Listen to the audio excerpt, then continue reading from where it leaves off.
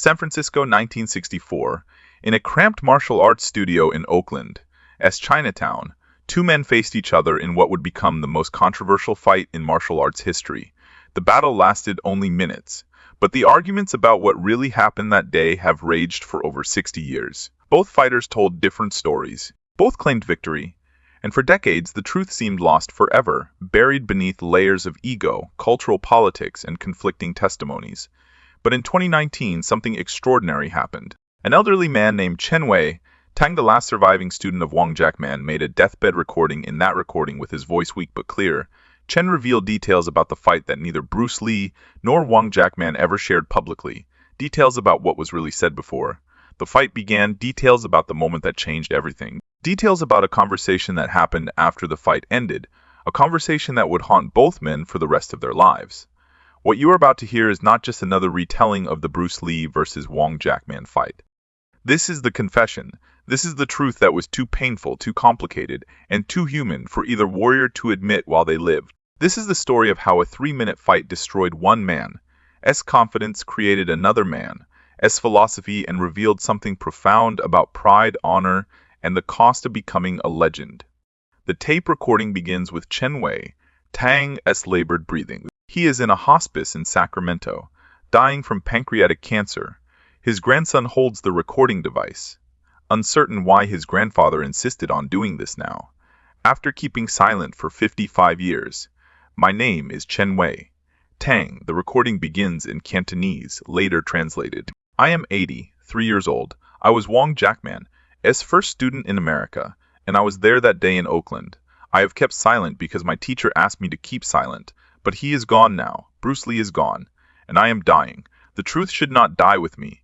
Chen's story takes us back to the early months of 1964. Bruce Lee had recently opened his Junfan Kung Fu Institute in Oakland, teaching martial arts to students of all races and backgrounds. This was controversial. The traditional Chinese martial arts community in San Francisco operated under an unspoken rule.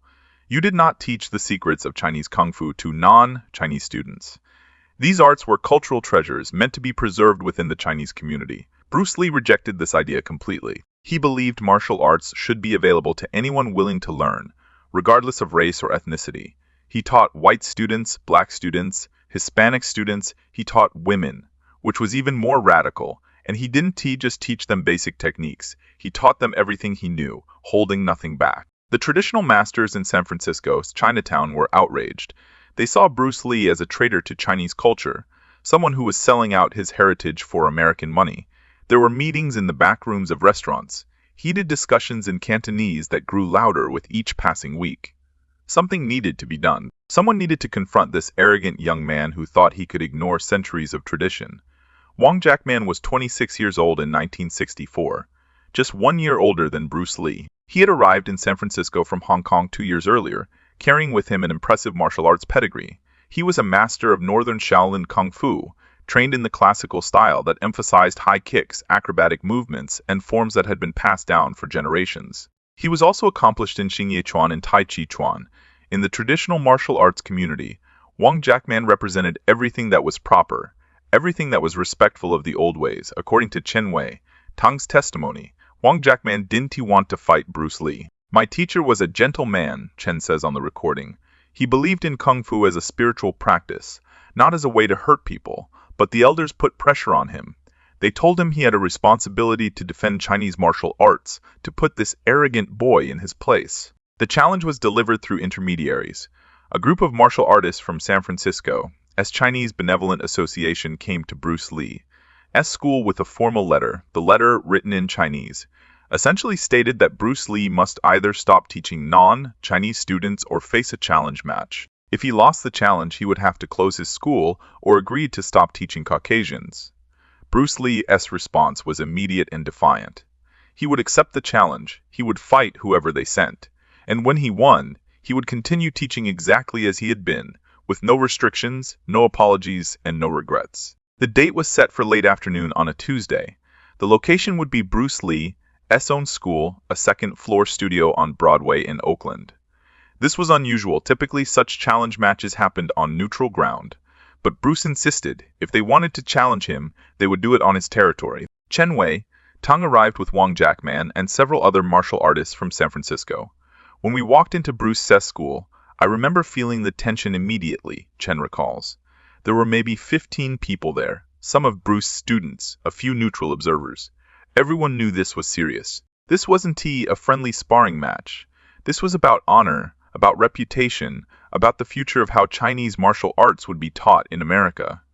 Bruce Lee was warming up when they arrived, moving through techniques with a speed and intensity that made Chen nervous. I had seen many martial artists, Chen says, but I had never seen anyone move like Bruce Lee. His hands were so fast they blurred.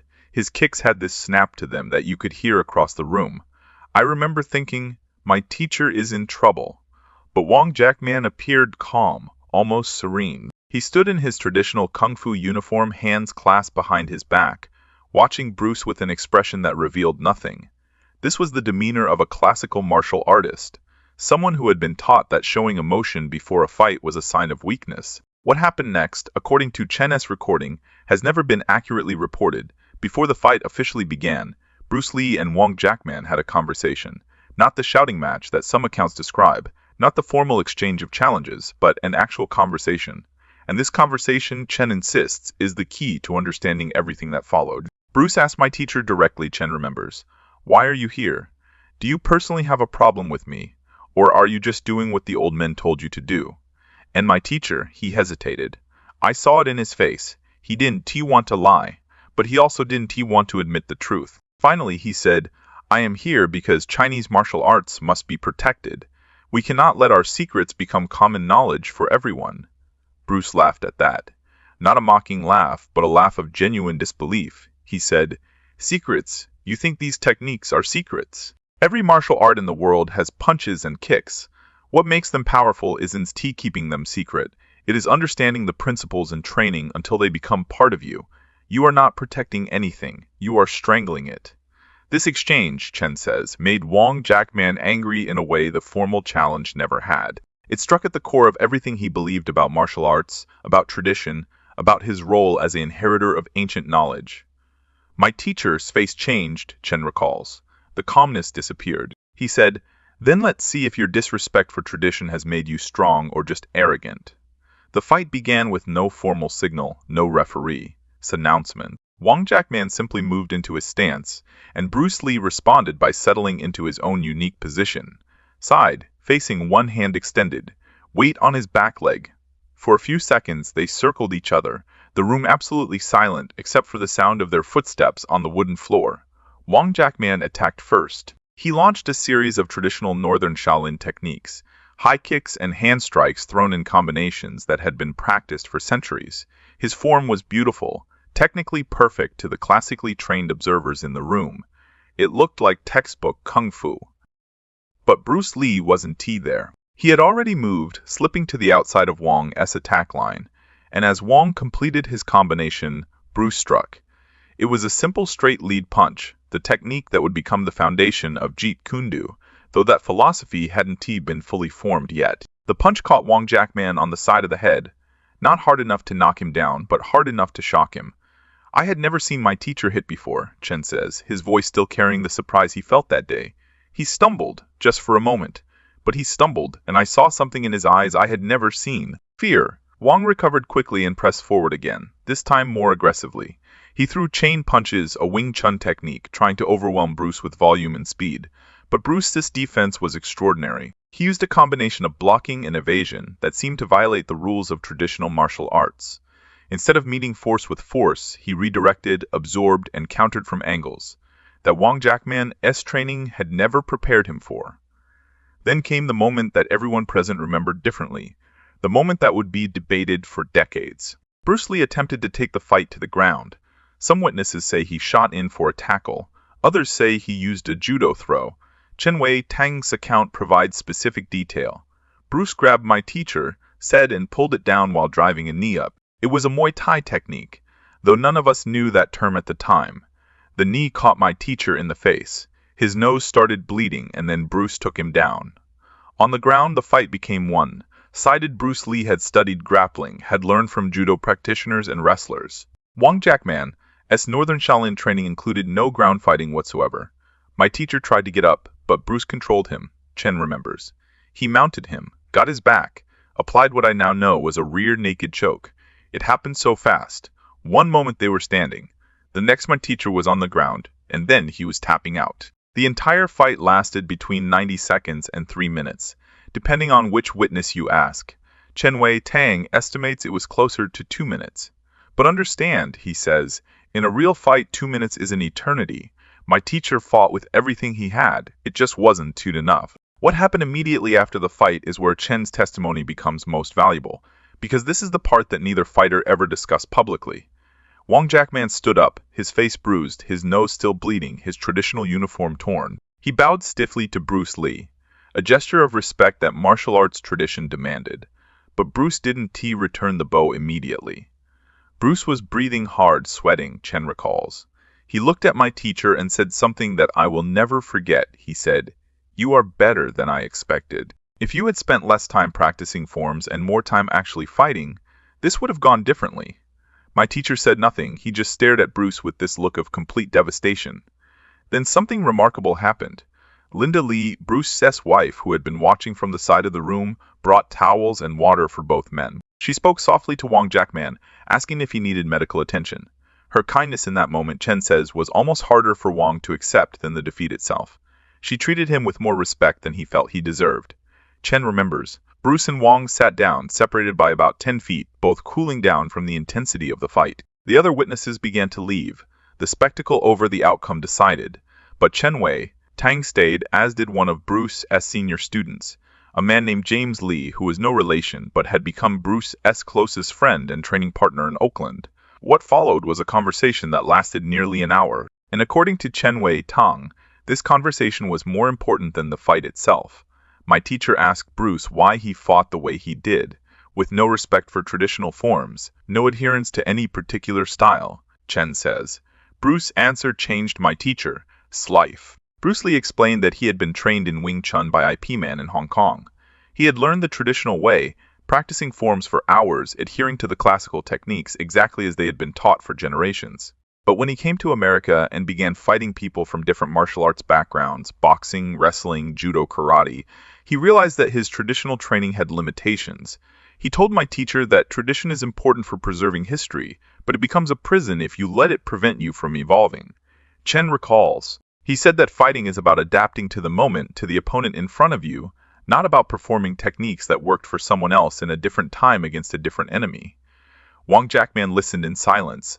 According to Chen, his teacher's hands were shaking, not from fear or injury, but from the emotional earthquake happening inside him. Everything he believed about martial arts, about his role as a preserver of tradition, about the supremacy of classical Chinese kung fu, had been shaken to its foundation. Bruce asked my teacher a question that haunted him for the rest of his life, Chen says. Did you become a martial artist to preserve the past, or to be effective in the present? My teacher could answer. He just sat there, bleeding, defeated, unable to reconcile what he believed with what he had just experienced. James Lee, Bruce's friend, spoke up at this point. According to Chen's memory, James said something like, "Wong Sifu, you are a skilled martial artist. Everyone here saw that, but you are fighting with one hand tied behind your back because you are so committed to doing things the way they've always been done. Bruce isn't disrespecting tradition. He is honoring the spirit of what the old masters were trying to do, which was to be effective fighters." This comment, Chen says, made Wong Jackman angry again. But it was a different kind of anger, not the hot fury of being challenged, but the cold anger of cognitive dissonance. My teacher stood up abruptly, Chen recalls. He said, "You think you've proven something today. You haven't you've only proven that you are willing to abandon your heritage for Western ideas." Bruce shook his head. He said, "I haven't abandoned anything. I've liberated myself from the idea that being Chinese means being stuck in the past." The meeting ended with Wong Jackman leaving the school, his dignity in tatters, his worldview shattered. Chen Wei Tang followed his teacher down the stairs and out onto Broadway. They walked in silence for several blocks before Wong finally spoke. He said to me, "Chen, what we saw today, you must never speak of it." Chen remembers, not the fight, not what was said after. None of it. If people know the truth, if they know that classical kung fu was so easily defeated, it will destroy everything we've been trying to build here in America. I promised him I wouldn't speak of it. And until now, I never have. But Chen's recording reveals that the story didn't end there. In the weeks and months following the fight, Wong Jackman fell into a deep depression. He continued teaching, but his heart wasn't in it. He questioned everything about his training, his methods, his philosophy. Some of his students left, frustrated by his lack of confidence. Others stayed loyal despite noticing the change in their teacher. About 6 months after the fight, Chen says, "My teacher did something that shocked all of us. He went back to Bruce Lee's school. He didn't go to challenge him again, he went to learn." This detail has never been reported in any account of the Bruce Lee versus Wong Jackman story. It is not mentioned in any biography, any documentary, any historical record. But according to Chen Wei, Tang, it happened Wong Jackman showed up at the Junfan Gung Fu Institute on a Wednesday evening. Bruce Lee was teaching a class. Wong stood in the doorway, still in his traditional kung fu uniform, and waited for the class to end. When the students left, Bruce approached him. "Bruce asked my teacher what he wanted," Chen recalls. "My teacher said, 'I want to understand what you know that I don't know. I want to learn how to fight the way you fight, without the limitations I've imposed on myself.'" Bruce Lee's response, according to Chen, was not what anyone would have expected. He didn't gloat. He didn't humiliate Wong further. He didn't demand an apology or force Wong to admit defeat publicly. Instead, Bruce said, "You can learn to fight like me because you are not me. But you can learn to fight like you, the best version of you, without pretending to be someone from 300 years ago." Over the next several months, Wong Jackman visited Bruce Lee. School irregularly, always late at night after Bruce's regular classes ended. They trained together, or more accurately, Bruce shared concepts while Wong listened and experimented. "My teacher never became Bruce Lee's formal student," Chen explains. "That would have been too much for his pride. But he learned about biomechanics, about directness, about eliminating unnecessary movement, and slowly, his teaching began to change." The traditional martial arts community in San Francisco never knew about these late-night sessions. If they had, Wong Jackman would have been ostracized completely. But Bruce Lee kept the secret, and so did Wong. "Bruce told my teacher once, 'What we redoing here, this is between us. You have to find your own way to teach these principles to your students without betraying who you are.' And that is what my teacher did. He began to modify his Northern Shaolin, keeping the forms but adding practical applications, teaching students to adapt techniques rather than just replicate them perfectly. But there was a cost to all of this. Wong Jackman carried tremendous guilt about the fight for the rest of his life. Not guilt about losing, Chen clarifies, but guilt about why he fought in the first place. He realized he had been a puppet, Chen says. The old masters in Chinatown had manipulated him, used his pride and his respect for tradition to make him do something he didn't really believe in. He had challenged Bruce Lee not because he genuinely thought Bruce was wrong, but because other people told him he should. That realization ate at him. Meanwhile, Bruce Lee's life took a dramatically different trajectory after the fight. But according to Chen's recording, Bruce was also changed by the encounter, though in a less obvious way. James Lee told my teacher something years later, Chen recalls. He said that after the fight with Wong Jackman, Bruce became obsessed with efficiency. He started timing every technique, measuring every movement, eliminating anything that didn't contribute directly to effectiveness. The fight had been harder than Bruce expected. He had been breathing hard, had been tired, and that scared him. He realized that even though he won, he could have been better, faster, more efficient. That fight was the seed that grew into Jeet Kune Do. In 1967, just 3 years after the fight, Wong Jackman did something that surprised everyone who knew him. He opened his own school in San Francisco and began teaching a modified version of Northern Shaolin that incorporated many of the principles he had learned from Bruce Lee. He called it practical Northern Shaolin. The traditional masters were suspicious, but Wong, as students began winning competitions and proving themselves in challenge matches. Slowly, grudgingly, the community accepted that Wong Jackman had found a way to honor tradition while embracing evolution. Bruce Lee and Wong Jackman never spoke publicly about each other after their fight. When journalists asked Bruce about the encounter, he was dismissive, saying only that it was a private matter that had been resolved. When Wong was asked, he refused to discuss it at all. But according to Chen Wei, Tang, they saw each other one more time, in 1970. Just 2 years before Bruce's death. Bruce Lee was in San Francisco for a meeting with Warner Brothers about the film that would become Enter the Dragon. Wong Jackman was teaching a class at a school when someone told him that Bruce Lee was in the city. On impulse, Wong walked to the hotel where Bruce was staying and left a note at the front desk. The note said simply, "If you have time, I would like to speak with you. Wong Jackman." Bruce called the number Wong had left. They agreed to meet at a tea house in Chinatown, neutral ground, a place where two martial artists could talk without spectacle or audience. Chen Wei, Tang was not present for this meeting, but Wong Jackman told him about it later. In detail, my teacher said that meeting with Bruce in 1970, one was harder than the fight in 1964. Chen recalls, because this time there was no anger, no challenge, just two men who had been through something together, and didn't he know how to talk about it. They sat in the tea house for 2 hours.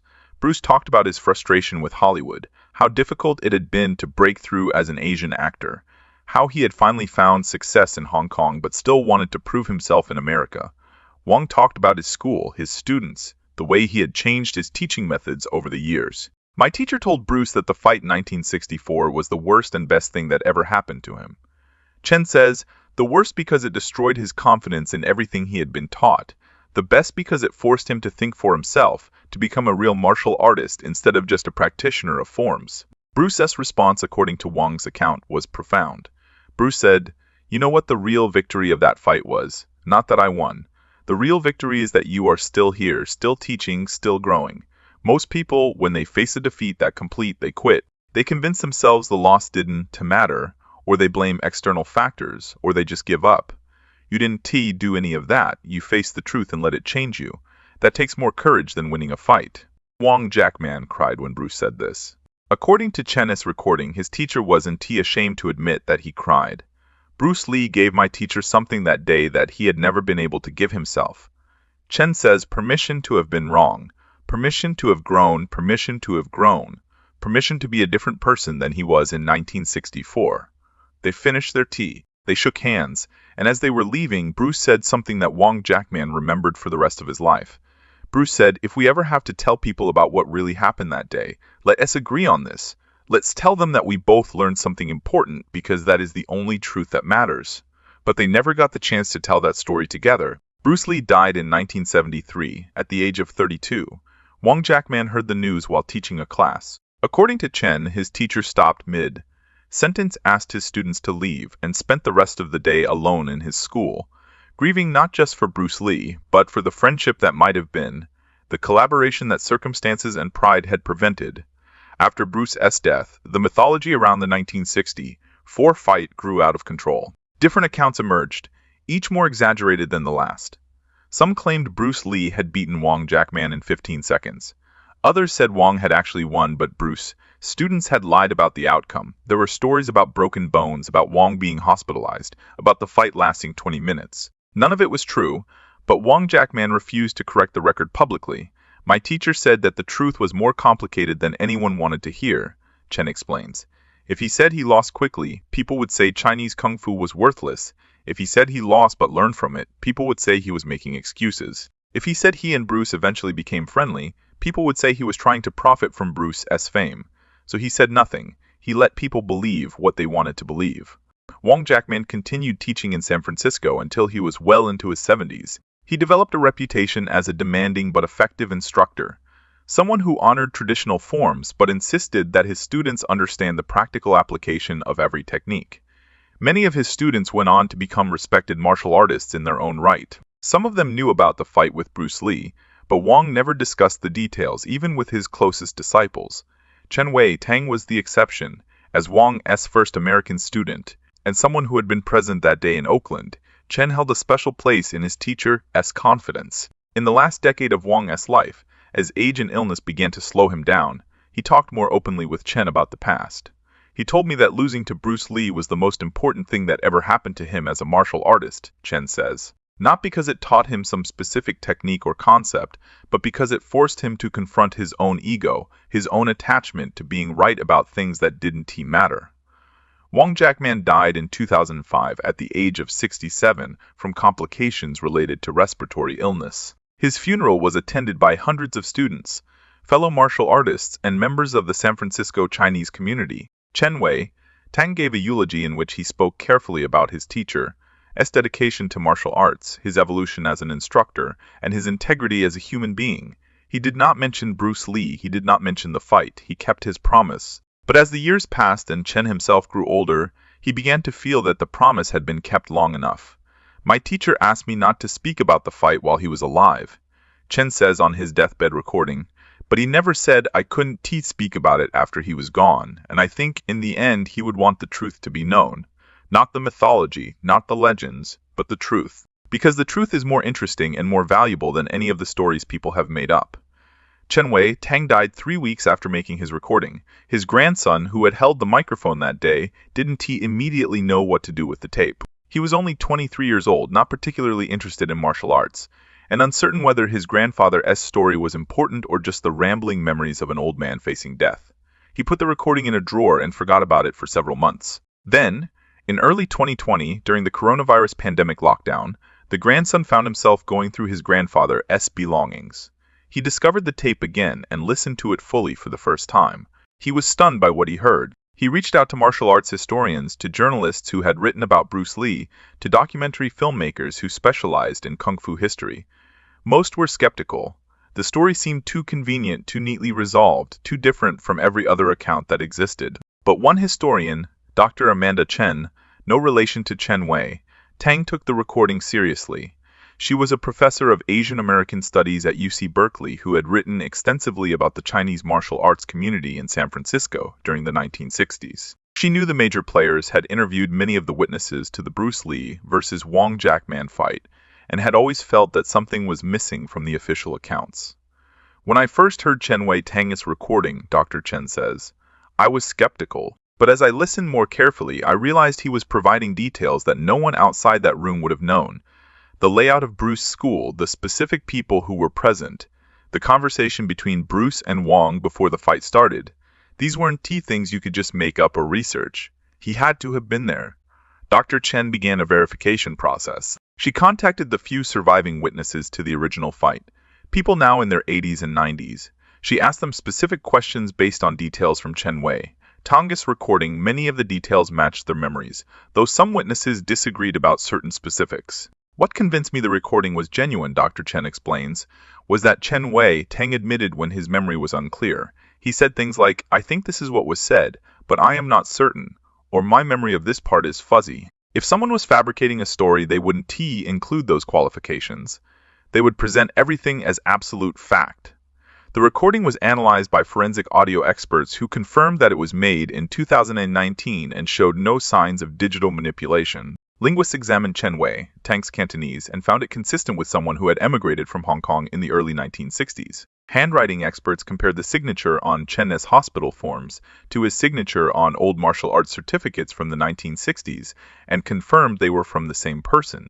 In late 2020, Dr. Amanda Chen published a paper in the Journal of Asian American Studies titled The Confession: New Evidence About the Bruce Lee and Wong Jackman Fight of 1964. The paper included a transcript of Chen Wei Tang's recording, analysis of its historical significance, and interviews with surviving witnesses.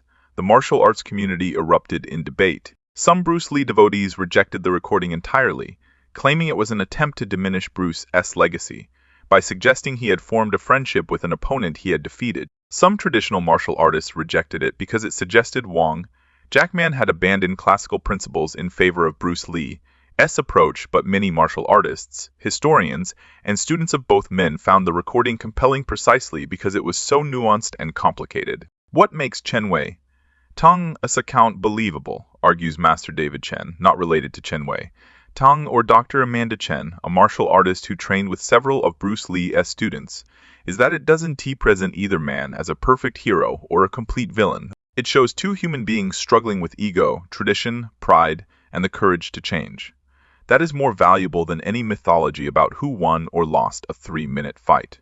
The recording has sparked a reassessment of both Bruce Lee and Wong Jackman's legacies. Bruce Lee is still celebrated as a revolutionary martial artist who changed how the world thinks about Kung Fu. But Chen Wei Tang's testimony adds depth to that image, showing Bruce not just as a fierce competitor, but as someone capable of generosity toward a defeated opponent, someone willing to teach rather than humiliate, someone who understood that creating a legacy was about more than winning fights. Wong Jackman's reputation has been similarly enhanced by the recording. Instead of being remembered primarily as the guy who lost to Bruce Lee, he is now increasingly seen as a martial artist who had the courage to question everything he believed, to learn from defeat, and to evolve his teaching methods while still honoring his traditional roots. Wong Jackman's greatest victory wasn't tea in that fight, Dr. Amanda Chen argues. His greatest victory was what he did in the years after the fight, how he integrated what he learned from Bruce Lee without losing his own identity. The recording has also raised questions about martial arts mythology in general. How many other legendary fights have been misunderstood or misrepresented? How many rivalries were actually more complex than the simple good versus evil narratives we've even told? How many martial artists carried secrets to their graves because the truth was too complicated for the legends people wanted to believe? I think Chen Tang's recording teaches us something important about how we tell martial arts history. Says martial arts journalist Marcus Johnson, "We tend to want simple stories with clear heroes and villains, definitive winners and losers. But real life is messier than that. Real people are more complicated. And real martial arts development happens through exchanges like the one between Bruce Lee and Wong Jackman, where former enemies can become informal colleagues, where defeat can lead to growth, where the goal is not to destroy your opponent but to push each other toward excellence." In 2022, a group of martial artists from both the Bruce Lee and Wong Jackman lineages came together for a seminar in Oakland, not far from where the original fight took place. They trained together, sharing techniques, discussing philosophy, and honoring both men's contributions to martial arts. At the end of the seminar, they held a small ceremony where they played Chen Tang's recording for the assembled group. Many of the people present had heard the recording before, but hearing it in that context, in that location, surrounded by practitioners from both traditions, gave it new meaning. It felt like we were finally completing something that Bruce and Wong had started but never finished, said one participant. Not the fight, but the conversation. The real conversation about how we honor tradition while still evolving, how we respect the past while living in the present. The recording ends with Chen Tang's voice becoming very weak. He is clearly exhausted from the effort of telling this long story, but he has one final thing to say. "I have kept this secret for 55 years because my teacher asked me to keep it. But now I am old and dying, and I realize that some secrets are meant to be told, not to expose anyone, not to settle old arguments, but to teach. The lesson of that fight in 1964 is not about who won or who lost. The lesson is about what happens when we be brave enough to be wrong, brave enough to change, and brave enough to see our enemies as teachers. Bruce Lee taught my teacher that lesson, and my teacher spent the rest of his life trying to honor it. I hope by telling this story, others can learn it too." 3 weeks later, Chen Tang died. His funeral was small, attended by family and a few old friends from the martial arts community. His grandson gave a brief eulogy in which he mentioned his grandfather's dedication to Kung Fu and his loyalty to his teacher Wong. Jackman, he did not mention the recording. He didn't need to. By that time, it had already been heard by thousands of martial artists around the world, and its message was spreading. Today, the recording is considered an important historical document by martial arts scholars. It is taught in some university courses on Asian American history and martial arts studies.